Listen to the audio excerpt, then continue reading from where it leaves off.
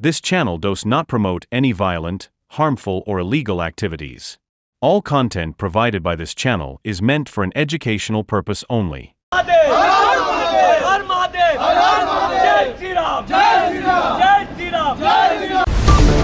দুর্গাপুরের বাসকোপাটল প্লাজাতে কন্টেনার ভর্তি গরু আটকে বিক্ষোভ বিজেপি কর্মীদের। প্রায় 40টি গরু ছিল ওই কন্টেনারের মধ্যে। কাকসা থানার অন্তর্গত বাসকোপাটল প্লাজায় কন্টেনারে করে গরু নিয়ে যাওয়ার পথে কন্টেনারটি আটক করে বিক্ষোভ দেখায় বিজেপি কর্মী সমর্থকরা। জানা যায় উত্তরপ্রদেশের দিক থেকে পান্ডুয়ার দিকে যাওয়ার পথে টোল প্লাজায় আটক করে বিজেপি কর্মী সমর্থকরা কাকসা থানার পুলিশকে খবর দেয়। পুলিশ এসে গরু ভর্তি কন্টেনারটা আটক করে নিয়ে যায়। গরুগুলি কোথা থেকে কি উদ্দেশ্যে যাচ্ছিল, তাদের বৈধ কোনো নথি রয়েছে কিনা তাও খতিয়ে দেখছে পুলিশ। যখন জিজ্ঞেস করি যে পেপারস চাই, ওরা প্রথমে স্বীকারই করতে চায়নি কন্টেনারের মধ্যে গরু আছে, ওরা বলে বালি আছে।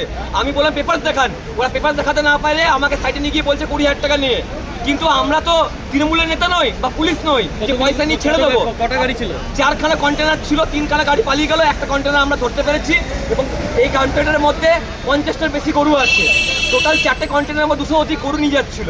এই তৃণমূল আর পুলিশরা যৌথ মিলে এই গরু পাচারকারীদেরকে সাহায্য করছে এবং পুরো জায়গাতে গরু পাচার হচ্ছে পশ্চিমবঙ্গ জুড়ে।